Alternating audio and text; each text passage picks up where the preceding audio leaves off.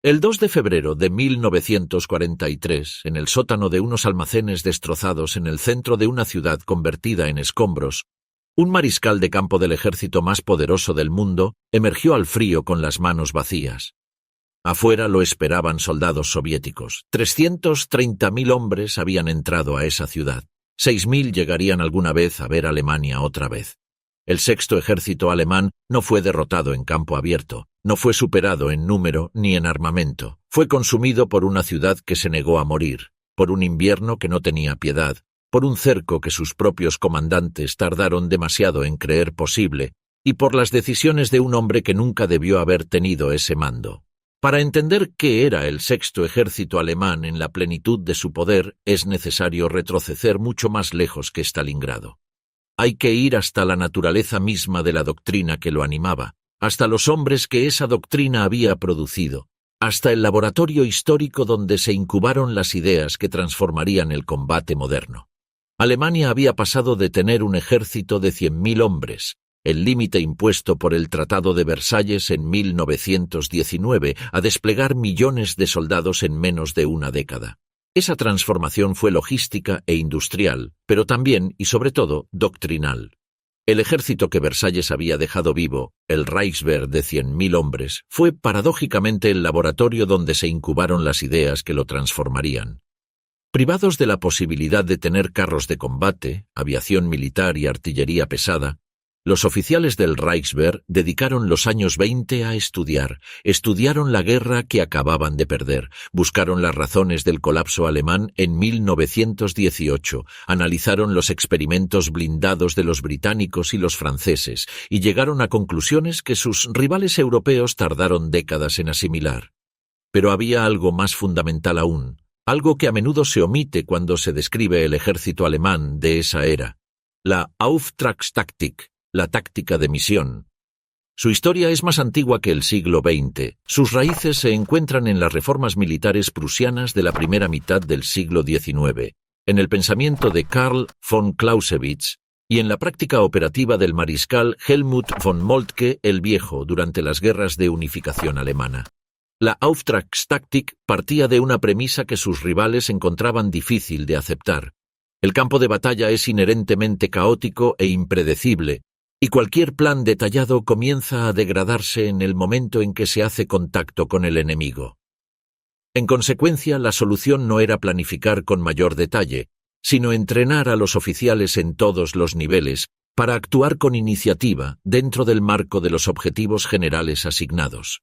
En el ejército alemán de 1939 a 1942, un comandante de batallón que identificaba una oportunidad en el campo de batalla tenía no solo la autoridad, sino la obligación de actuar sobre ella sin esperar órdenes desde arriba.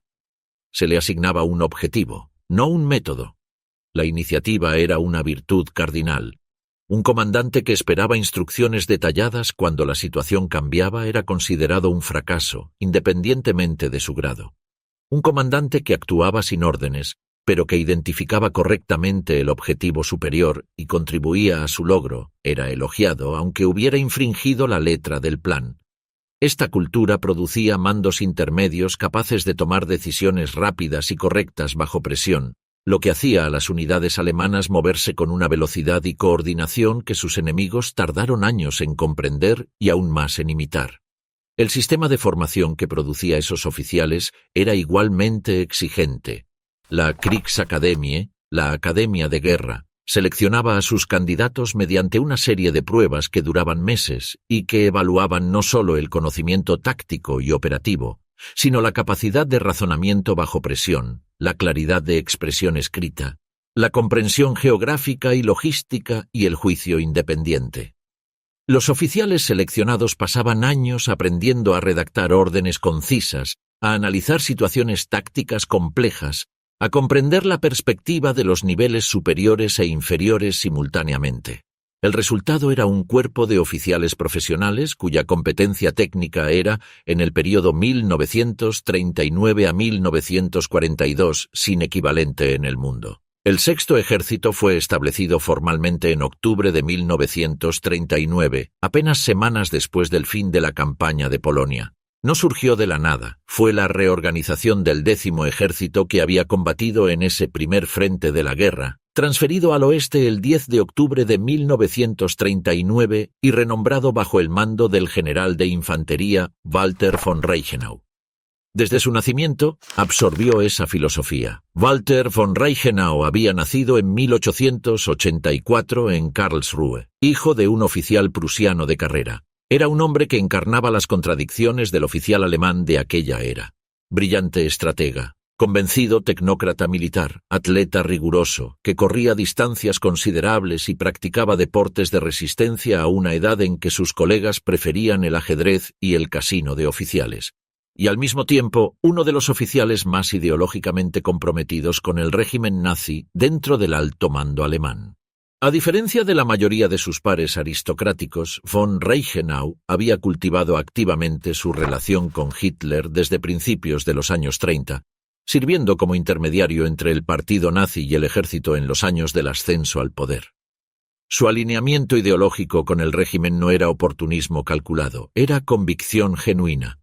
Eso lo convertiría en un instrumento del terror de Estado al mismo tiempo que en el forjador de una máquina militar excepcional. Su ideología se manifestó de manera documentada en la Schärfebefehl, la Orden de la Severidad, que emitió el 10 de octubre de 1941 para el Sexto Ejército durante la campaña en el Este. En ese documento, distribuido a todas las unidades bajo su mando, instruyó a sus hombres sobre lo que describía como el deber de exterminar la llamada amenaza judeo-bolchevique y de tratar a los comisarios políticos soviéticos capturados como elementos que no merecían la protección de las leyes de la guerra. Hitler la presentó como modelo para otros comandantes de ejércitos. Fue uno de los primeros documentos oficiales en los que un comandante de campo articulaba el genocidio como parte de la misión militar ordinaria. Las consecuencias fueron inmediatas.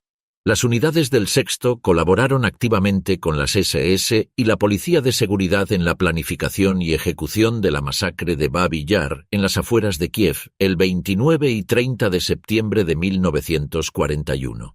En ese barranco al noroeste de la ciudad, aproximadamente 33.771 judíos fueron fusilados en 2 días. Según el informe operacional de la Einsatzgruppe C, los pelotones trabajaron de manera metódica desde el amanecer hasta el anochecer. El ejército proporcionó logística, acordonamiento y presencia. Los documentos del juicio de Nuremberg confirman la complicidad directa del comando del Sexto. Esa es la dimensión que define a von Reichenau en la historia. Pero su influencia táctica sobre el Sexto fue igualmente real y profunda. Instauró una cultura de iniciativa en los mandos intermedios, de decisión rápida, de agresividad sostenida que se mantendría mucho después de que él abandonara el mando. Los oficiales del Sexto aprendieron que la lentitud era un vicio y la audacia una virtud, que el momentum del combate era un activo que se perdía en el momento en que se detenía el avance, que la incertidumbre nunca era excusa para la inacción.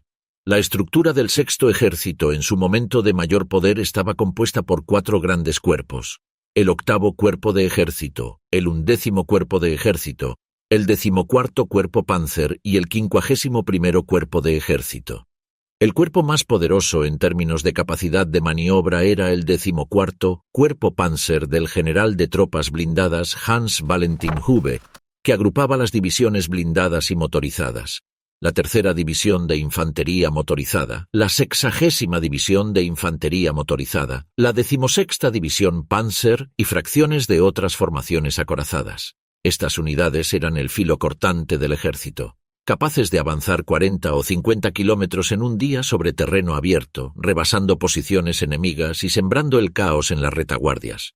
A todo ello se sumaba la integración con la Luftwaffe, en particular con el 8º Fliegerkorps del general Hermann Pflugbeil y más tarde con la 4ª Flota Aérea del general Wolfram von Richthofen. Los pilotos de los Stuka que apoyaban al Sexto en los años de victorias llevaban la guerra vertical al campo de batalla. Atacaban artillería enemiga, destruían pontones sobre ríos, desbarataban concentraciones de blindados antes de que llegaran al frente.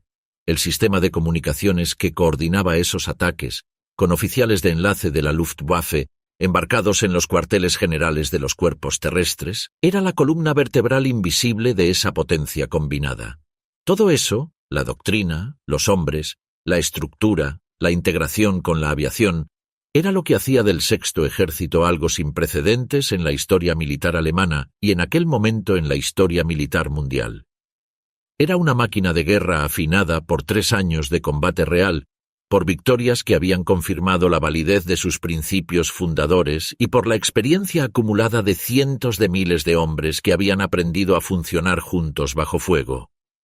Esa experiencia acumulada, ese capital de competencia táctica y cohesión institucional, era un activo que no podía ser fabricado en una fábrica ni entregado con refuerzos de reemplazo.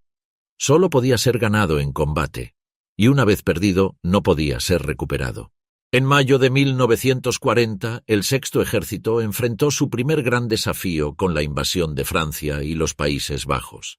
Operando bajo el grupo de ejércitos B, el Sexto fue lanzado contra Bélgica con una función específica y calculada: ser el señuelo. Mientras el mundo miraba hacia Bélgica esperando el golpe alemán, el ataque verdadero venía por las Ardenas, donde el grupo Panzer de Kleist atravesó un terreno que los aliados habían considerado prácticamente intransitable. El Sexto cumplió su misión con ferocidad genuina, cruzó el río Maas bajo fuego artillero belga y avanzó al norte en un ritmo que no daba respiro a los defensores.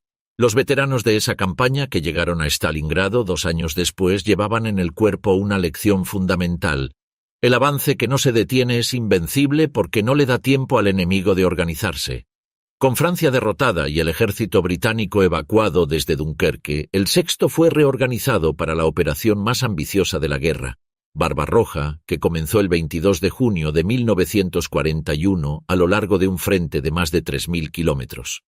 Lo que encontraron al cruzar la frontera soviética era un ejército rojo en crisis profunda. Las purgas de Stalin entre 1937 y 1938 habían ejecutado o enviado al Gulag a 3 de los 5 mariscales, 13 de los 15 comandantes de ejército y 50 de los 57 comandantes de cuerpo. En la batalla de Kiev, en septiembre de 1941, las fuerzas del Grupo de Ejércitos Sur cerraron una bolsa de proporciones sin precedentes alrededor de 4 ejércitos soviéticos completos bajo el mando del general Polkovnik Mikhail Kirponos. Más de 600.000 prisioneros marcharon hacia el oeste en columnas tan masivas que los alemanes no tenían soldados suficientes para custodiarlos a todos. Pero el triunfo en Kiev era también una trampa invisible. Alemania ganaba batallas de proporciones épicas mientras el tiempo se agotaba. Para octubre el Ejército Rojo había sufrido pérdidas que habrían destruido cualquier otro ejército del planeta y aún seguía existiendo, recibiendo refuerzos desde los Urales y Siberia. El invierno llegó. El avance alemán se detuvo a las puertas de Moscú. Para el Sexto, ese primer invierno soviético fue una prueba diferente a todo lo anterior.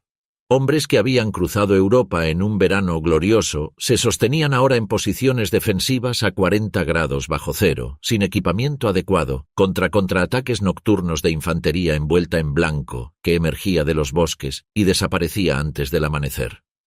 Un soldado raso escribiría en una carta que nunca llegó a su destino que el frío no era simplemente frío, era que lo transformaba todo. Los fusiles se atascaban, los motores no arrancaban, los pies dejaban de doler no porque estuvieran mejor, sino porque los nervios ya no podían enviar señales. Y sin embargo, el Sexto sobrevivió ese invierno.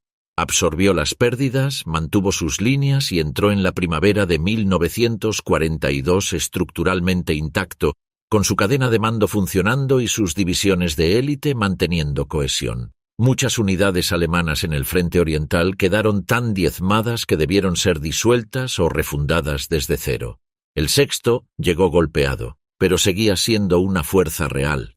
Ese hecho, que parece un detalle técnico de organización militar, tendría consecuencias enormes en los meses siguientes. El 12 de enero de 1942, el general Feldmarschall Walter von Reichenau sufrió un colapso mientras hacía su ejercicio matutino en Poltava.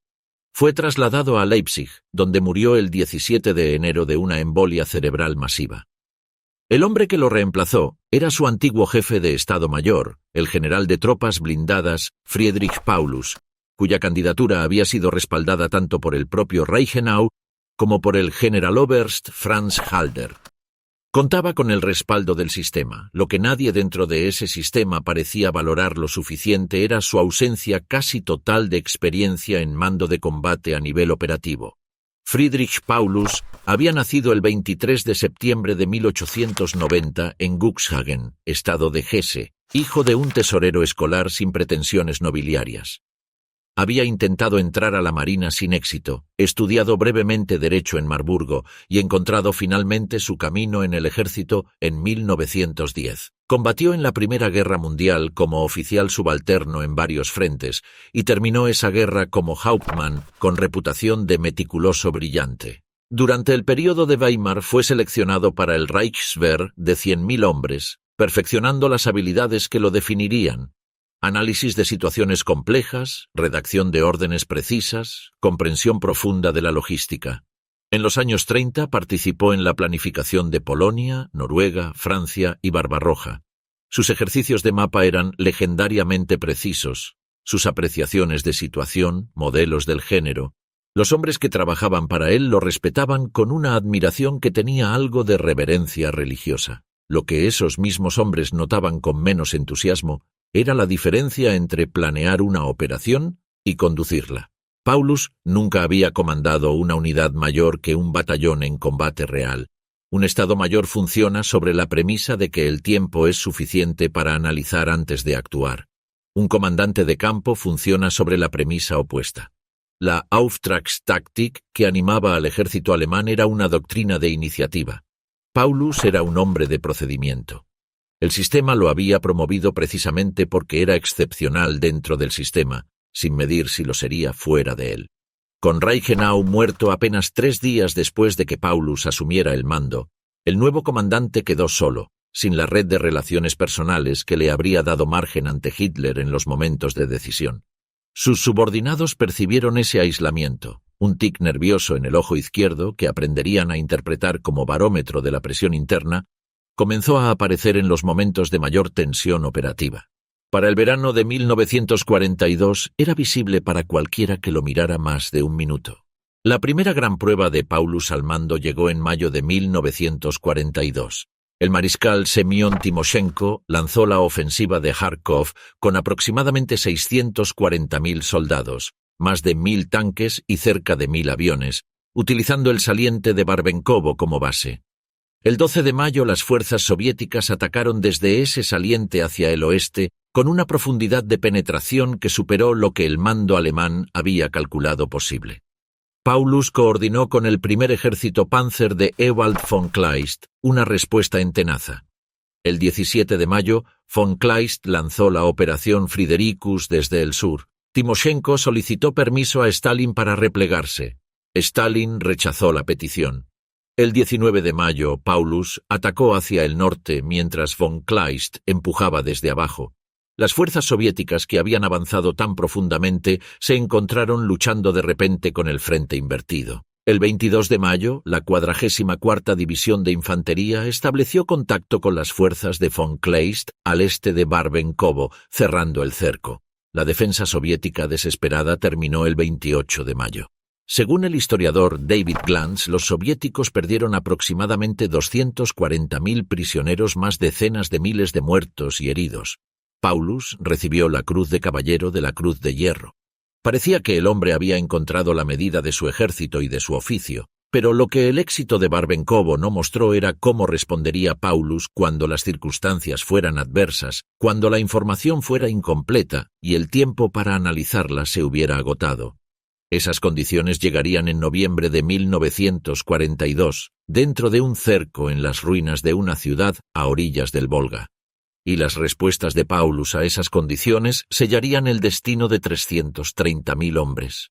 En el verano de 1942, Hitler diseñó la Operación Azul, Vollblau, con un objetivo doble y ambicioso hasta la imprudencia: capturar los campos petroleros del Cáucaso y cortar el flujo de suministros soviéticos por el Volga. El grupo de Ejército Sur fue dividido en 2 formaciones, el Grupo A hacia el Cáucaso y el Grupo B, con el 6º Ejército y el 4º Ejército Panzer de Hoth hacia el este. El 28 de junio de 1942 comenzó el avance hacia Voronezh. Los primeros días confirmaron las esperanzas. El frente soviético cedía, Timoshenko retrocedía en lugar de resistir en posiciones fijas. El 23 de julio cayó Rostov del Don.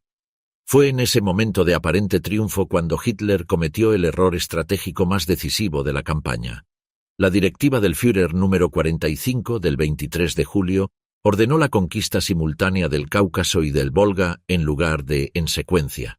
Al sexto ejército se le asignó avanzar solo hacia Stalingrado con el flanco izquierdo expuesto durante más de 500 kilómetros, protegido únicamente por el segundo ejército húngaro, el octavo ejército italiano y el tercer ejército rumano, fuerzas sin defensas antitanque modernas suficientes, cuya vulnerabilidad varios generales reconocieron de inmediato, pero nadie en el alto mando tuvo el valor de verbalizar ante Hitler. Stalingrado era una ciudad industrial de más de 50 kilómetros de extensión a lo largo de la orilla occidental del Volga, con fábricas que producían tanques T-34 incluso mientras los obuses caían sobre sus tejados. Sin la belleza de Kiev ni la amplitud de Yarkov, pero con el río y con el nombre del propio Stalin. El 23 de agosto, la vanguardia de la 16ª División Panzer alcanzó las orillas del Volga al norte de la ciudad. Ese mismo día, la cuarta flota aérea del general Wolfram von Richthofen bombardeó Stalingrado con aproximadamente 600 aviones. Las estimaciones de víctimas civiles superaron los 40.000 muertos. La ciudad ardía, y nadie en la cúpula alemana consideraba todavía que lo que estaba a punto de ocurrir no sería una conquista ordinaria. Nadie que haya estudiado los primeros días del asalto del sexto ejército sobre Stalingrado deja de notar la brecha entre las expectativas y la realidad. Los primeros combates en agosto de 1942 parecieron confirmar lo que la experiencia previa prometía. Los soviéticos cedían terreno en los suburbios, se fragmentaban bajo la presión combinada de la infantería y la aviación, y la ciudad parecía destinada a caer en semanas. Paulus calculó que la resistencia organizada se rompería pronto. El Generalfeldmarschall Maximilian von Weichs, comandante del grupo de ejércitos B, compartía ese optimismo. No fue así. Stalingrado no era Francia, no era Bélgica, no era siquiera la estepa ucraniana donde las grandes bolsas de cerco habían funcionado con precisión de relojería. Stalingrado era una ciudad industrial de construcción soviética de los años 20 y 30. Edificios de concreto armado de 4 y 5 pisos diseñados no para la estética sino para la resistencia al clima y al peso industrial. Fábricas de estructuras metálicas que medían centenares de metros de largo, con muros de acero y hormigón que podían absorber impactos directos de artillería y seguir en pie. Graneros de piedra con paredes de más de 1 metro de espesor. Canales de desagüe industrial que cortaban el terreno en sectores de combate cerrado. La ciudad no tenía las grandes avenidas ni los espacios abiertos que hacían los tanques y la artillería decisivos en el campo abierto. Era un laberinto. Y en un laberinto, la Auftragstaktik y el Blitzkrieg perdían su ventaja más fundamental: la velocidad. El 13 de septiembre de 1942, el general Leitnant Vasily Ivanovich Chuikov recibió el mando del 62º Ejército de manos de Nikita Khrushchev y el general Andrei Yeryomenko con una orden que no dejaba margen de interpretación: defender Stalingrado hasta la muerte. Chuikov tenía 42 años y llevaba en el Ejército Rojo desde los 15, cuando se alistó como voluntario en la Guardia Roja en 1918 durante la Guerra Civil. Había combatido en la Guerra Ruso-Finlandesa de 1939 a 1940 como comandante de ejército, y esa experiencia, en muchos sentidos un fracaso colectivo para las fuerzas soviéticas, lo había formado en la comprensión de lo que significaba combatir en condiciones de visibilidad reducida, terreno restringido y superioridad táctica del adversario. Era explosivo en el trato, propenso a expulsar a subordinados que no actuaban con la rapidez que exigía, y poseía una comprensión intuitiva de lo que diferenciaba el combate urbano de cualquier otro tipo de guerra. Chuikov entendió algo que sus adversarios tardaron semanas en aceptar plenamente. La única manera de sobrevivir dentro de Stalingrado era no dejar espacio entre las propias líneas y las alemanas. La distancia estándar entre líneas enemigas en el combate convencional, típicamente entre 300 y 500 metros, era la distancia que necesitaba la artillería alemana para disparar con seguridad sin alcanzar sus propias posiciones, y la que necesitaban los Stuka para identificar objetivos sin riesgo de golpear a tropas amigas. Si los defensores soviéticos se pegaban lo suficientemente cerca de los atacantes, esa artillería y esa aviación perdían su utilidad. Bombardear al enemigo significaba bombardearse a sí mismos. Chuikov llamó a esto abrazar al enemigo. Sus hombres lo practicaron con una ferocidad que no tenía nombre en ningún manual de táctica. Los zapadores soviéticos convertían cada edificio en una fortaleza independiente. Derribaban las escaleras interiores para impedir el movimiento vertical del adversario. Bloqueaban las puertas con escombros. Abrían troneras en los muros de separación entre apartamentos para crear redes de fuego que cubrían los pasillos y los patios interiores.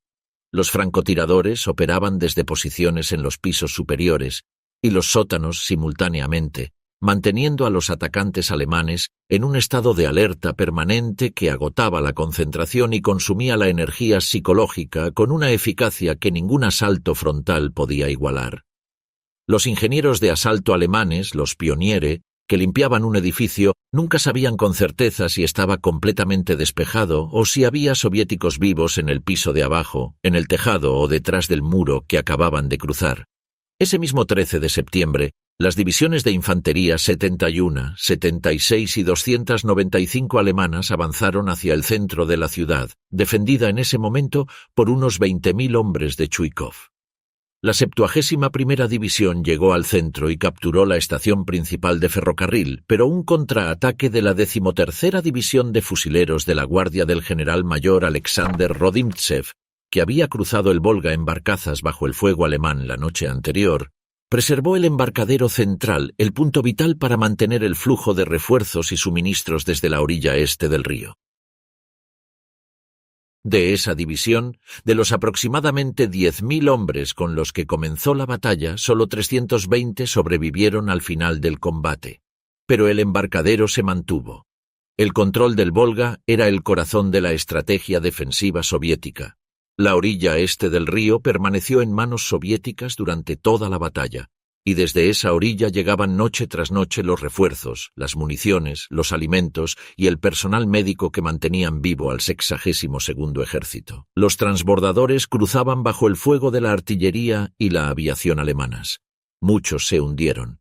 Los que llegaban descargaban bajo el fuego y regresaban con heridos. El río en septiembre y octubre estaba a temperaturas que mataban en minutos a quien caía al agua. Las barcazas navegaban entre los bloques de hielo que comenzaban a formarse en noviembre. El puente de logística sobre el Volga era frágil, intermitente y costoso en vidas. Pero nunca se rompió del todo. El Sexto Ejército sangró en septiembre y en octubre. Las divisiones que habían entrado a la batalla con miles de hombres cada una se redujeron a esqueletos numéricos, aunque a menudo más letales por ello, porque los que sobrevivían eran los más experimentados y más adaptados a ese tipo de combate específico. Las cifras del 14º Cuerpo Panzer son reveladoras. Al final de septiembre, la 16ª División Panzer, una de las unidades de élite del Sexto que había llegado al Volga en agosto, tenía menos de 2.000 combatientes efectivos. La 24ª División Panzer había perdido más del 60% de sus oficiales desde el inicio de los combates en la ciudad. Algunos regimientos combatían con menos de 100 soldados efectivos, el equivalente numérico a una sola compañía en condiciones normales. Las fábricas que daban nombre a los sectores de combate se convirtieron en los epicentros de las batallas más brutales de toda la guerra. La fábrica de tractores Dzerzhinsky, con sus naves de acero y cemento de 800 metros de largo, sus fosas de montaje de varios metros de profundidad, sus grúas de techo que todavía colgaban sobre el campo de batalla destrozado, fue escenario de una lucha que duró semanas y que se midió literalmente en metros por día. La fábrica de cañones Barricada, donde los soviéticos habían estado produciendo artillería hasta días antes de que los alemanes llegaran, era un complejo de naves industriales que los defensores habían convertido en una fortaleza de hormigón y hierro. La fábrica de acero Octubre Rojo, en el sector norte, era un conglomerado de hornos de fundición, almacenes y dependencias administrativas que cambiaba de manos en algunos sectores varias veces en el mismo día. Un cabo alemán que sirvió en los combates por la fábrica Barricada y que dejó un diario recuperado después de la guerra Describió el interior de aquellas instalaciones con una precisión que ninguna descripción táctica habría podido igualar. Afuera había cielo, aunque fuera gris. Adentro solo había oscuridad, polvo de cemento y el ruido, siempre el ruido. Los disparos dentro de esos espacios sonaban diferentes, más secos, más cercanos. Después de un rato la sordera llegaba y los hombres combatían en silencio mirando sombras que podían ser compañeros o podían ser el enemigo, sin posibilidad de distinguirlo hasta que alguien abría fuego. El 14 de octubre de 1942, Paulus lanzó lo que sería el asalto más concentrado de toda la batalla. 5 divisiones completas, la 14ª División Panzer, la 305ª y la 389ª de Infantería, la 100ª División de Cazadores y la 60ª División de Infantería Motorizada, con más de 90.000 hombres y 300 tanques concentrados en un frente de apenas 4 kilómetros, con apoyo masivo de la Luftwaffe que ejecutó más de 3.000 salidas de combate en los días más intensivos. El objetivo era la fábrica de tractores y la zona industrial circundante. En las primeras horas, el peso aplastante de ese golpe destrozó varios batallones soviéticos. La 14ª División Panzer rompió las líneas de la 37ª División de Guardias y avanzó hacia el noreste, llegando al borde de la fábrica y cortando momentáneamente al 62º Ejército en 2 sectores separados. Por un momento parecía que la resistencia iba a colapsar. La 138ª División de Fusileros Siberianos llegó cruzando el Volga en balsas durante las noches del 15 y 16 de octubre, bajo fuego continuo alemán con temperatura del agua que se acercaba al punto de congelación. Cada hombre que subía a esas balsas sabía que las posibilidades de que la embarcación fuera hundida antes de llegar a la orilla eran reales y calculables. Cruzaron de todas formas. Esa división y las unidades de refuerzo que siguieron en los días posteriores inyectaron en el sector exactamente la capacidad de resistencia que necesitaba para no colapsar. Los alemanes tomaron la fábrica de tractores, tomaron la mayor parte de Barricada, ocuparon la mitad de Octubre Rojo. Pero el 62º Ejército sobrevivió. Para finales de octubre de 1942, el estado del Sexto Ejército era el de una fuerza que había ganado casi todo el terreno disponible y había consumido una parte insustituible de su potencial de combate en el proceso.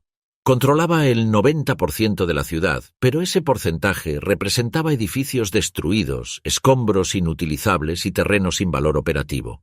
El 10% que quedaba en manos soviéticas era una franja estrecha a lo largo de la orilla del Volga, con una profundidad en algunos sectores de apenas 200 o 300 metros.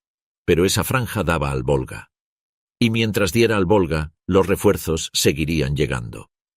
Uno de los supervivientes de esas semanas describiría décadas después, con la voz plana de quien ha aprendido a hablar de esas cosas sin dejar que el temblor salga, que habían dejado de ser un ejército para convertirse en grupos pequeños. 4 hombres aquí, 8 allá, cada edificio un mundo separado, sin información sobre lo que ocurría a 50 metros de distancia, escuchando disparos sin poder determinar si eran propios o enemigos. El 11 de noviembre de 1942, el último intento alemán de tomar la ciudad antes del invierno fue el asalto sobre la franja costera en el sector sur. Lograron avanzar hasta llegar a escasos 300 metros del Volga en algunos puntos. No llegaron al agua. Y los hombres que intentaron ese avance final llevaban ya semanas combatiendo con una 10ª parte de los efectivos con los que habían comenzado la campaña. En ese mismo momento, a centenares de kilómetros al norte y al sur del Volga, el Ejército Rojo estaba terminando en secreto de concentrar las fuerzas que harían todo lo que había ocurrido dentro de la ciudad completamente irrelevante. El 13 de septiembre de 1942, mientras el Sexto Ejército comenzaba a empujar hacia el interior de Stalingrado, en Moscú se presentó a Stalin un plan diferente. No un refuerzo de la defensa de la ciudad, un cerco del atacante. Sus principales arquitectos fueron el general del ejército Georgy Chukov, vicecomandante supremo de las Fuerzas Armadas Soviéticas, y el general polkovnik Alexander Vasilevsky, jefe del Estado Mayor General. Sin embargo, el debate historiográfico sobre la autoría exacta del concepto es más complejo de lo que la versión oficial soviética reconoció durante décadas. Según el historiador David Glantz, cuya obra Endgame at Stalingrad, publicada por la University Press of Kansas en 2014, constituyó el análisis académico más completo basado en archivos rusos hasta entonces inéditos. El concepto para la Operación Urano emergió gradualmente a partir de propuestas del general Andrei Yeryomenko, comandante del frente de Stalingrado, quien sugirió ya el 6 de octubre de 1942 un envolvimiento amplio que explotara la debilidad de los ejércitos satélites del eje en los flancos. El diario de citas personal de Stalin, documento que registraba hora por hora todas sus reuniones con asesores y subordinados, demuestra que Zhukov no se reunió con Stalin entre el 31 de agosto y el 26 de septiembre, lo que contradice directamente la afirmación de Zhukov de haber propuesto el concepto el 12 de septiembre. Las reuniones decisivas tuvieron lugar entre el 27 y el 29 de septiembre, 2 semanas más tarde de lo que la versión oficial soviética sostuvo. Lo que es indudable es el resultado. El concepto de la Operación Urano no buscaba reforzar la defensa de Stalingrado, buscaba rodear al atacante. Los flancos del Sexto Ejército estaban protegidos por unidades aliadas del eje que sus propios comandantes conocían mejor que nadie como vulnerables. El general de armata rumano Petre Dumitrescu, al mando del Tercer Ejército rumano en el flanco norte, había solicitado repetidamente armamento antitanque adicional. Le enviaron 60 cañones antitanque del modelo 97-38 de 7,5 centímetros. Dumitrescu respondió que no era suficiente. No lo era. El octavo ejército italiano del general Italo Gariboldi, que defendía un sector de 125 kilómetros a lo largo del Don, tenía como única reserva blindada una formación provisional con apenas 65 tanques, en su mayoría modelos obsoletos. Los soviéticos lo sabían, y la maskirovka, el engaño y el enmascaramiento, fue ejecutada con una meticulosidad que los alemanes no habían visto hasta entonces.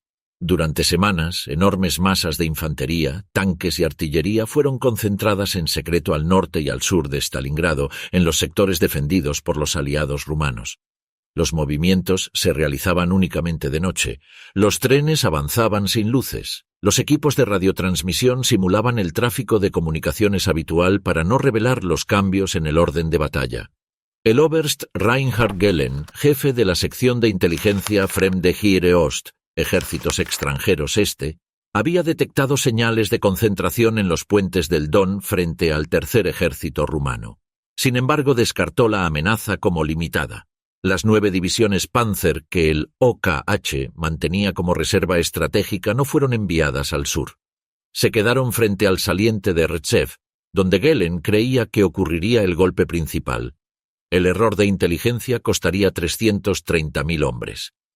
El 19 de noviembre de 1942, a las 7:30 de la madrugada, con temperaturas de varios grados bajo cero y una niebla espesa que limitaba la visibilidad a 200 metros, los frentes suroeste y del Don iniciaron una preparación de artillería de 80 minutos. Aproximadamente 3.500 cañones soviéticos abrieron fuego de manera simultánea. La niebla y la nieve impedían a los observadores adelantados ajustar el tiro, de modo que la artillería simplemente disparó sobre posiciones conocidas o estimadas. El daño al Tercer Ejército rumano fue real, pero no devastador. Lo que lo destrozó fue lo que llegó después. El quinto ejército de tanques del general Leitnant Prokofy Romanenko avanzó en 4 grupos de choque. La 47ª División de Fusileros de la Guardia, apoyada por 64 tanques, destrozó la primera división de infantería rumana. La 50ª División de Fusileros de la Guardia, con 74 tanques, hizo colapsar la 5ª División de Infantería rumana. Hacia el mediodía, las brigadas de tanques del primer cuerpo de tanques y del 26º cuerpo de tanques estaban fluyendo a través de los agujeros en el frente rumano. La aparición repentina de casi 200 tanques T-34 a través de posiciones que apenas habían sido bombardeadas con eficacia provocó el colapso completo de la 14ª División de Infantería rumana. El centro del ejército aliado se desintegró. El 20 de noviembre, el frente de Stalingrado lanzó su propio brazo del cerco desde el sur, con el 51º Ejército del general mayor Nikolai Trufanov y el 57º Ejército del general mayor Fyodor Tolbukin, atacando el flanco derecho del 4º Ejército Panzer de Hoth. Las débiles divisiones rumanas del sexto cuerpo colapsaron rápidamente. Tolbukin comprometió al cuarto cuerpo mecanizado del general mayor Vasily Volsky, que avanzó hacia el oeste contra resistencia mínima. El 22 de noviembre, el teniente coronel Georgy N. Filipov condujo una columna de 5 tanques T-34, 2 compañías de fusileros motorizados en camiones, 5 vehículos blindados y 3 vehículos alemanes capturados hacia el puente de pontones sobre el Don en Berezovsky, al noroeste de Kalach. Fingiendo ser una columna alemana en repliegue, Filipov llegó al puente antes del amanecer. Los guardias, una unidad de policía militar con un cañón antiaéreo de 88 milímetros y personal de una escuela de ingenieros, no reconocieron el engaño hasta que los soldados soviéticos ya estaban sobre el puente. El cañón de 88 destruyó 2 T-34 antes de ser neutralizado. El puente fue capturado intacto. Filipov estableció un perímetro defensivo y esperó durante 11 horas, solo con su pequeña fuerza, hasta que llegaron los refuerzos. Por esa acción fue condecorado con el título de Héroe de la Unión Soviética. El 23 de noviembre de 1942, los brazos del cerco soviético se cerraron al este de Kalach. El sexto ejército, 330.000 hombres en 22 divisiones, más tropas de otros cuerpos y unidades aliadas del eje, estaba completamente rodeado. Era la primera vez en la historia que un ejército de campo alemán completo había sido encerrado. Más de 30.000 soldados del eje lograron escapar hacia el sur antes de que las tenazas se cerraran del todo. Dentro del Kessel, la caldera, como los alemanes llamaban al bolsón, quedaron aproximadamente 284.000 hombres. La reacción inicial dentro del Kessel fue de incredulidad. Muchos oficiales y soldados no comprendieron de inmediato la magnitud de lo que había ocurrido, pero los que sí lo entendieron de inmediato, los comandantes de las divisiones más veteranas, los oficiales de Estado Mayor que conocían los mapas y los números, sintieron algo que muy pocos describieron en sus diarios con la palabra correcta. La palabra era desesperación. Un teniente coronel cuyo nombre no trascendió la guerra escribió que cuando supo que el cerco era real, no pensó en Alemania ni en su familia. Pensó en los hombres que dormían a 100 metros de donde él estaba parado, que no sabían todavía lo que él ya sabía. Paulus envió esa misma noche, a las 23:45, una señal de radio al OKW solicitando libertad de acción. La respuesta de Hitler al día siguiente fue inequívoca. El sexto permanecería en su posición, sería abastecido por puente aéreo y esperaría el rescate exterior. Esa respuesta descansaba sobre 2 premisas falsas. La primera era el puente aéreo. El Reichsmarschall Göring había prometido a Hitler que la Luftwaffe podía suministrar al sexto por aire, basándose en el precedente de Demiansk, donde 6 divisiones encerradas, 96.000 hombres, habían recibido 300 toneladas diarias durante 3 meses. Pero el sexto era más de 3 veces más grande, y necesitaba al menos 750 toneladas diarias. El general Martin Fiebig, comandante del octavo Fliegerkorps, ya le había dicho a Paulus el 21 de noviembre que la Luftwaffe no tenía los medios. El primer día del puente aéreo entregó 86 toneladas. Las raciones de pan dentro del Kessel cayeron a 400 gramos, luego a 200. Los 25.000 caballos de artillería fueron sacrificados para comer. Cuando se acabaron los caballos, se comió lo que hubiera. La segunda premisa falsa fue el rescate. Von Manstein llegó a Novocherkassk el 26 de noviembre y lanzó la operación Wintergewitter el 12 de diciembre con la sexta división Panzer como punta de lanza. El 19 de diciembre capturó un puente intacto sobre el Mishkova a 48 kilómetros del perímetro sur del Kessel, el punto más cercano al que jamás llegó el rescate. Von Manstein transmitió a Paulus la señal de ruptura con el nombre en clave Donnerschlag. El general Hube tenía al menos 60 tanques concentrados en el ángulo sudoeste. Eran 50 kilómetros de distancia. Era posible. Paulus no ordenó la ruptura. Sus defensores señalan que Hitler había negado expresamente la autorización. Sus críticos señalan que von Manstein le transmitía implícitamente el permiso y que había comandantes alemanes que en situaciones similares habían actuado sin esperar a Hitler. El propio von Seydlitz-Kurzbach ya había emitido por su cuenta órdenes de preparación para una ruptura el 23 de noviembre. Paulus toleró esa insubordinación sin consecuencias y no actuó. Puede que tuviera razón al creer que el sexto no tenía combustible para sobrevivir 50 kilómetros en campo abierto.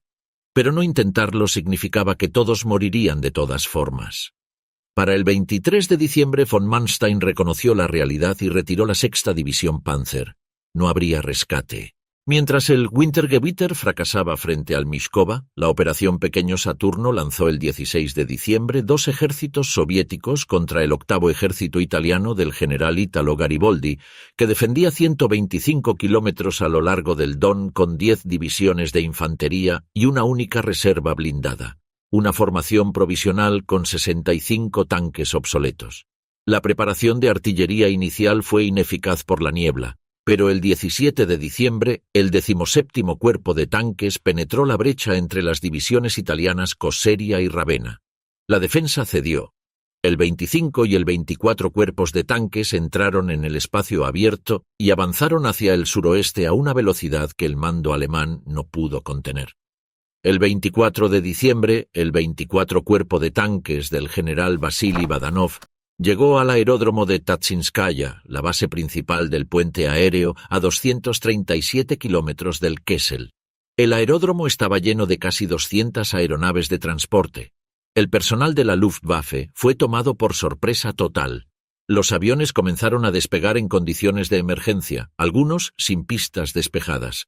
Más de 50 aeronaves fueron destruidas en tierra. Los depósitos de suministros acumulados para el puente aéreo ardieron. El puente aéreo hacia Stalingrado quedó gravemente dañado de forma permanente. Badanov cumplió su misión, pero quedó sin combustible ni munición. La 11ª División Panzer del general Hermann Balck lo rodeó el 25 de diciembre y comenzó a destruirlo sistemáticamente. En la noche del 27 al 28 de diciembre, Badanov condujo una ruptura no autorizada y llegó a las líneas soviéticas con 9 tanques y 900 hombres. Siendo el primer oficial soviético en recibir el título de Héroe de la Unión Soviética por una operación de fuerzas blindadas de ese tipo. El derrumbe italiano y la pérdida de Tatsinskaya desmantelaron los últimos apoyos externos del sexto ejército. Para los hombres dentro del Kessel el mensaje era claro: no habría rescate, no habría corredor, solo el frío, el hambre y el tiempo que les quedaba. El año nuevo de 1943 llegó al Kessel con temperaturas que descendían regularmente a 20 grados bajo cero durante el día y a 35 bajo cero durante las noches. La ración diaria de pan fue reducida a 80 gramos el 30 de diciembre, menos del 10% de las calorías que un soldado combatiendo en condiciones árticas necesita para mantener el rendimiento físico.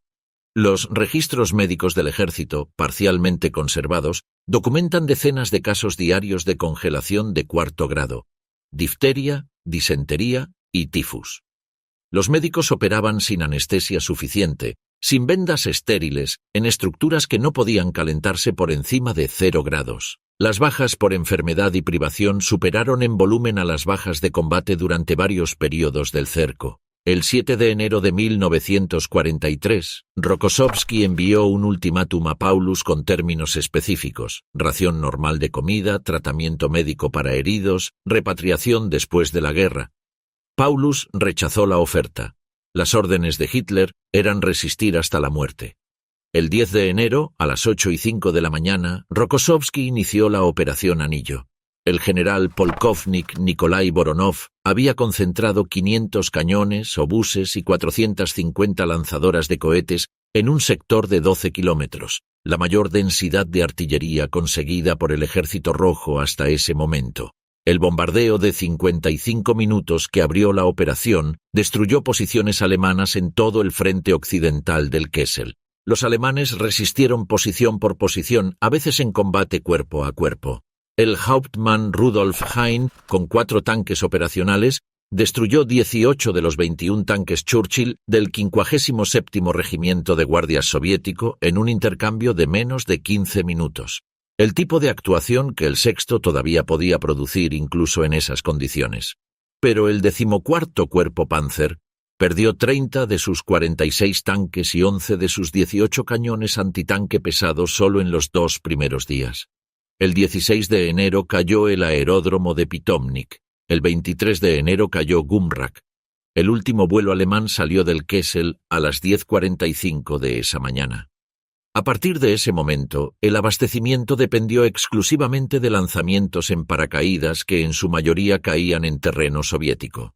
El 26 de enero de 1943, a las 11 de la mañana, el 21º Ejército del general mayor Iván Chistiakov rompió a través de los restos del 8º Cuerpo de Ejército y enlazó con el 62º Ejército de Chuikov en el Mamaev-Kurgan, el promontorio central de la ciudad que había sido objeto de combates encarnizados durante meses y que había cambiado de manos varias veces en el transcurso de la batalla.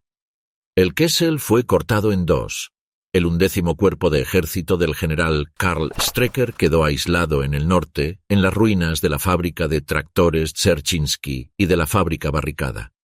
El grueso de lo que quedaba del Sexto Ejército, incluyendo a Paulus y su Estado Mayor, quedó en el Bolsón Sur, en torno a los grandes almacenes Univermag en el centro de la ciudad, un edificio de ladrillo y hormigón de 5 pisos que había sido el mayor centro comercial de Stalingrado antes de la guerra.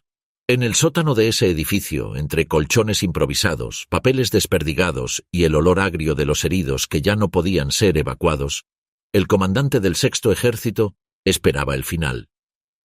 El 30 de enero de 1943, 10º aniversario de la llegada de Hitler al poder, Friedrich Paulus fue promovido a Generalfeldmarschall por radio.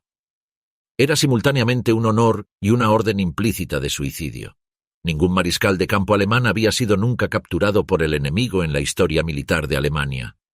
La tradición, la expectativa y el precedente indicaban que quien recibía ese ascenso en esas circunstancias debía morir antes que rendirse. Paulus declaró a un subalterno que registró sus palabras y que sobrevivió a la guerra para transmitirlas. No tenía intenciones de dispararse por ese cabo bohemio, en referencia a Hitler. A las 7:15 de la mañana del 31 de enero de 1943, soldados de la 38ª Brigada de Fusileros Motorizados del 64º Ejército del general Mikhail Shumilov rodearon los almacenes Univermag. Los soviéticos enviaron primero a un subalterno con una propuesta de rendición. Minutos después, Paulus y su Estado Mayor emergieron del sótano, pálidos, demacrados, con los uniformes que llevaban puestos desde hacía semanas, y se entregaron. El fotógrafo del Ejército Rojo que documentó ese momento capturó una imagen que fue publicada en todos los periódicos soviéticos al día siguiente. El recién ascendido mariscal de campo alemán de pie en la nieve, sin arma, rodeado de soldados soviéticos. En el norte del Kessel, el general Karl Strecker se negó inicialmente a rendirse. Su 11º Cuerpo de Ejército, unos 50.000 hombres dispersos en los restos de 7 divisiones atrincherados en las ruinas de la fábrica de tractores y de barricada, resistió 2 días más. Strecker había recibido un telegrama de Hitler ordenándole resistir hasta el final. Lo tomó literalmente. El 1 de febrero de 1943, a las 8:30 de la mañana, el Frente del Don lanzó el asalto final con el 65º y el 66º Ejércitos, precedidos por un bombardeo de artillería de 90 minutos. El 16º Ejército Aéreo bombardeó las posiciones alemanas con toda su capacidad disponible. El frente norte y occidental del Bolsón fue destrozado. Aproximadamente 4.000 alemanes murieron o fueron heridos en ese asalto final. Más de 20.000 fueron capturados. Los subordinados de Strecker iniciaron conversaciones de rendición sin su autorización. El 2 de febrero de 1943, a las 7 de la mañana, Strecker finalmente acordó rendirse. A las 9:20 de la mañana, el grupo de ejércitos Don recibió el último mensaje desde Stalingrado. La resistencia había terminado. El Sexto Ejército había dejado de existir. De los 284.000 hombres atrapados en el Kessel el 23 de noviembre, aproximadamente 150.000 habían muerto durante el cerco, en los combates del frío, del hambre o de la enfermedad. Los soviéticos afirmaron haber capturado 91.000 prisioneros. Otras estimaciones, basadas en registros alemanes parciales y en los datos de los campos de prisioneros soviéticos, sugieren que el número podría haber alcanzado los 107.800, incluyendo unos 700 croatas que combatían bajo mando alemán y aproximadamente 3.000 rumanos. Entre los capturados había 24 generales y el general Feldmarschall Paulus. De esos prisioneros, la gran mayoría murió en los meses siguientes. Las marchas desde Stalingrado hacia los campos de concentración soviéticos, con temperaturas árticas y sin equipamiento adecuado, mataron a miles antes de que llegaran a su destino. Los que sobrevivieron a las marchas llegaron a instalaciones que no estaban preparadas para absorber un volumen semejante de personas en esas condiciones. Muchos fueron enviados al campo de prisioneros número 127 cerca de Pokrovka, en la región de Saratov. De los primeros transportes enviados allí, 1.526 murieron en ruta y otros 4.663 en las primeras 6 semanas de llegada. Otros fueron enviados al campo número 108 en Beketovka, en las afueras de Stalingrado, donde fueron empleados en limpiar los escombros del campo de batalla bajo el que habían combatido. Los oficiales fueron distribuidos en 3 campos: Oranki número 74, Yelabuga número 97 y Krasnogorsk número 27, donde fueron interrogados exhaustivamente por los servicios de inteligencia soviéticos y algunos eventualmente procesados por crímenes de guerra documentados durante la ocupación. El propio Paulus, alojado en condiciones relativamente mejores dadas su rango, fue utilizado como herramienta de propaganda soviética, firmando en agosto de 1944 un manifiesto dirigido a las fuerzas armadas alemanas llamando a la rendición, lo que le valió la condena pública en Alemania y el secuestro de los bienes de su familia por orden del régimen nazi. Algunos prisioneros lisiados fueron liberados en 1947 y 1948. La mayoría no fue liberada hasta después de la muerte de Stalin en 1953. El último grupo de prisioneros de Stalingrado regresó a Alemania en 1955, 12 años después de la rendición. Solo alrededor de 6.000 soldados del Sexto Ejército regresaron alguna vez a Alemania. 6.000 de los 330.000. Un soldado alemán dejó escrito en un trozo de papel encontrado muchos años después entre los escombros de la ciudad: ya no le tenía miedo a morir. Le tenía miedo a morir solo, sin que nadie supiera su nombre.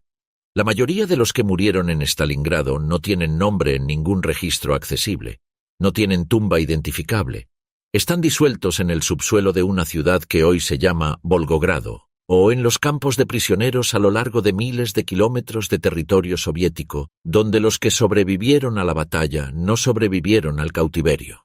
La derrota del Sexto Ejército en Stalingrado no fue el resultado de un solo error.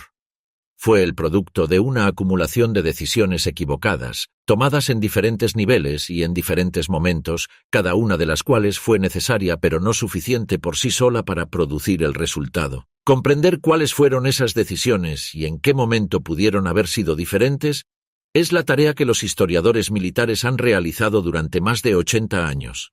El primer nivel de error fue estratégico. La directiva del Führer número 45 del 23 de julio de 1942, que ordenaba la conquista simultánea del Cáucaso y del Volga sin esperar a asegurar uno antes de atacar el otro, fue reconocida por varios generales alemanes en el momento de su emisión como un síntoma de sobreextensión peligrosa.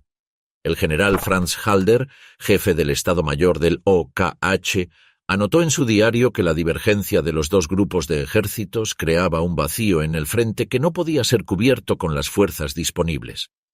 Halder fue destituido por Hitler el 24 de septiembre de 1942, en parte por sus objeciones constantes a las decisiones operativas del Führer. El segundo nivel de error fue la fijación de Hitler con la captura simbólica de Stalingrado. Una ciudad que llevaba el nombre de su adversario principal se convirtió, por razones de imagen que Hitler mismo verbalizó en varias ocasiones, en un objetivo que no podía ser abandonado sin que representara una derrota personal.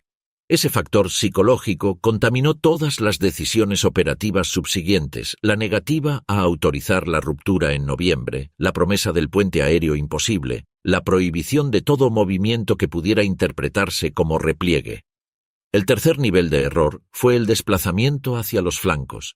Proteger más de 500 kilómetros de flanco con ejércitos aliados que carecían de la capacidad antitanque necesaria para resistir un ataque blindado masivo fue una apuesta que el alto mando alemán hizo conscientemente, esperando que los soviéticos no tuvieran la capacidad organizativa de explotar esa vulnerabilidad antes de que la campaña concluyera.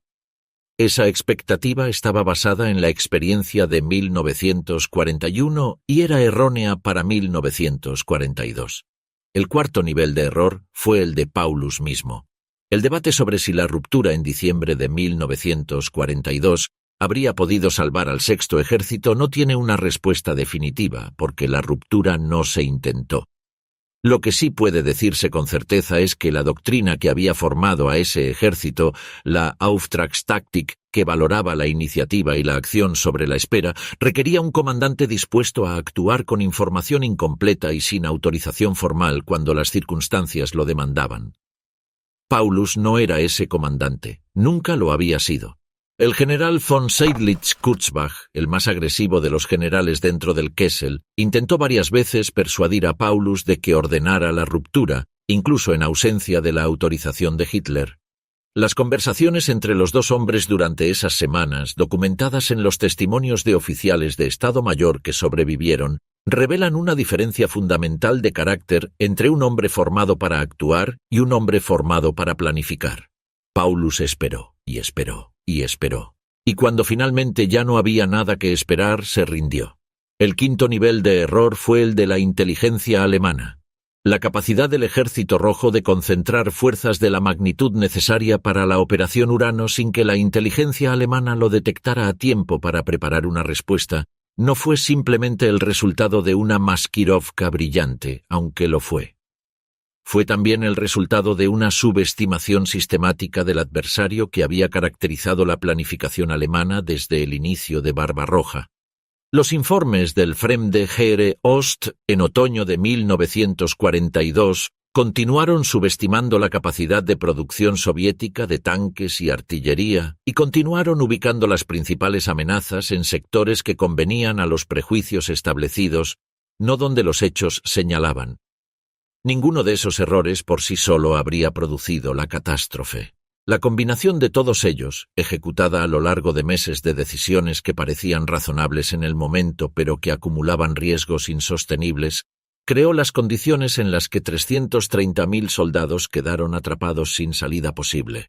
El 2 de febrero de 1943 es una fecha que los historiadores señalan como el punto de inflexión de la Segunda Guerra Mundial en el frente oriental. No porque Alemania no pudiera recuperarse militarmente, aunque la pérdida de 22 divisiones fue un golpe del que el ejército alemán nunca se recuperó completamente, sino porque después de Stalingrado, la naturaleza de la guerra cambió de manera que ninguno de los dos bandos pudo ignorar. Antes de Stalingrado, el Ejército Rojo no había demostrado la capacidad de planear y ejecutar una operación estratégica de la escala de la Operación Urano con la coordinación y el secreto necesarios. Los grandes cercos de 1941 habían sido ejecutados por los alemanes sobre un adversario que reaccionaba en lugar de actuar. En noviembre de 1942, los papeles se invirtieron. El Ejército Rojo planificó durante meses una operación de encirclement de la misma escala que las grandes bolsas de 1941, la ejecutó con la precisión que Zhukov y Vasilevsky habían demostrado capaces de producir, y atrapó al adversario completamente por sorpresa. El significado de ese cambio fue comprendido de inmediato en ambos lados. En Moscú, el Politburó celebró la noticia con una mezcla de euforia y alivio que reflejaba cuánto había estado en juego. Stalin ordenó celebraciones públicas. Las emisoras de radio soviéticas transmitieron la noticia con una fanfarria que contrastaba brutalmente con el silencio con que la radio alemana fue procesando las implicaciones. En Berlín, Joseph Goebbels organizó el luto oficial como un ejercicio de propaganda que intentaba transformar la derrota en un símbolo de sacrificio heroico comparable a las Termópilas. Las emisoras de radio alemanas interrumpieron su programación habitual para anunciar la caída del Sexto Ejército.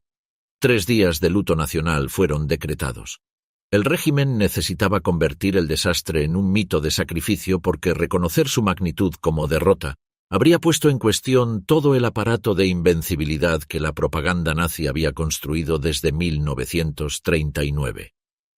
El propio Hitler reconoció en privado, en una conversación registrada en las transcripciones de sus monólogos en el cuartel general, que la pérdida del Sexto Ejército era la mayor crisis de su mandato. Nunca perdonó a Paulus por haberse rendido.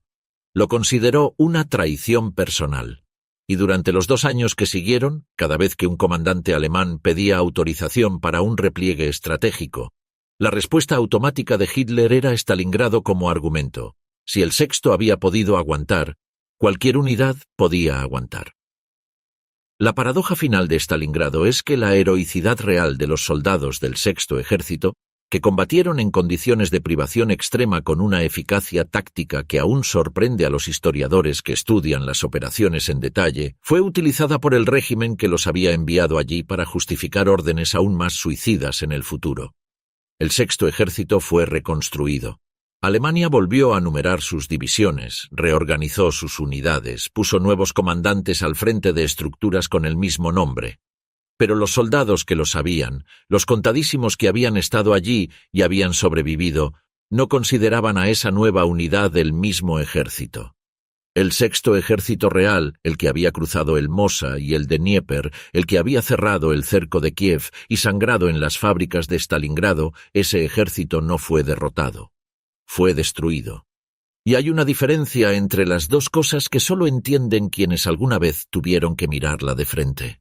El último grupo de prisioneros alemanes de Stalingrado que regresó a la República Federal Alemana lo hizo en otoño de 1955, cuando el canciller Konrad Adenauer negoció con el gobierno soviético de Nikita Khrushchev la repatriación de los últimos 9.500 prisioneros de guerra todavía retenidos, 12 años después del final de la batalla. Eran hombres que habían entrado a Stalingrado con 20 años y salían con 32. Habían vivido en los campos soviéticos a través del régimen de Stalin y de la muerte del dictador, a través del proceso de desestalinización y del surgimiento de una Unión Soviética diferente. Habían aprendido ruso por necesidad, habían trabajado en minas, en fábricas, en construcción, en lo que les asignaran. Los que tenían familia que esperarlos encontraron en muchos casos que la familia había reconstruido su vida en ausencia, que los hijos que dejaron atrás eran ahora adultos que no los recordaban. Friedrich Paulus fue liberado de la Unión Soviética en 1953, poco después de la muerte de Stalin, y se instaló en Dresde, en la República Democrática Alemana, donde vivió hasta su muerte el 1 de febrero de 1957, el 14º aniversario del día en que su cuerpo de ejército del norte se rindió. Escribió memorias que intentaban explicar sus decisiones. Los historiadores han discutido esas explicaciones desde entonces. El general von Seydlitz-Kurzbach, que había intentado persuadir a Paulus de actuar, fue retenido en la Unión Soviética hasta 1955. Mientras estuvo prisionero, colaboró activamente con los soviéticos como miembro del Comité Nacional por la Alemania Libre, lo que le valió una condena en rebeldía a muerte por traición en Alemania Occidental, sentencia que fue anulada en 1956. El general Karl Strecker, que resistió 2 días más que Paulus en las ruinas del sector norte, fue liberado en 1955. Vivió hasta 1973. De los hombres que no eran generales, de los que no tenían memorias que publicar ni entrevistas que dar, los 6.000 aproximados que sobrevivieron para regresar a Alemania llevaron consigo algo que no tenía nombre en el vocabulario de posguerra. No era simplemente el trauma de la guerra. Era la experiencia específica de haber sido parte de algo que comenzó como la mayor fuerza militar que su país había creado y que terminó como un número en un registro soviético de prisioneros, en un campo de trabajo a miles de kilómetros del Volga. Muchos nunca hablaron de ello. La cultura alemana de posguerra no tenía el espacio para ese tipo de narrativa, ni como heroísmo, porque el régimen que los había enviado allí había sido criminal, ni como victimización, porque el ejército del que formaban parte había perpetrado crímenes documentados en el mismo territorio donde había sido destruido. Los soldados del Sexto Ejército que volvieron a casa se encontraron atrapados en una incomodidad histórica que la Alemania de Adenauer y de Willy Brandt fue procesando lentamente durante décadas. Los que no volvieron, Los 220.000 o más que murieron en la batalla o en los campos permanecen en su mayoría sin identificar. Sus familias recibieron en la mayoría de los casos una notificación oficial de desaparecido en acción, una categoría que durante años mantuvo viva la posibilidad de que estuvieran vivos en algún campo soviético, una posibilidad que fue siendo descartada gradualmente con el paso de los años y la ausencia de noticias. La batalla de Stalingrado mató más personas, entre combatientes y civiles de ambos bandos, que cualquier otra batalla individual de toda la Segunda Guerra Mundial. Las estimaciones académicas más conservadoras hablan de entre 750.000 y 850.000 muertos totales entre agosto de 1942 y febrero de 1943. Algunas estimaciones incluyen a los muertos civiles del bombardeo inicial de agosto y a las víctimas del territorio soviético ocupado durante la batalla, y elevan ese número por encima del 1.000.000. Esa cifra es abstracta en la escala que los números grandes siempre son abstractos. Pero detrás de cada unidad de ese número hubo alguien que tuvo un nombre, que tuvo en algún momento una familia que esperaba noticias, que tuvo miedo de algo específico y esperanza de algo concreto.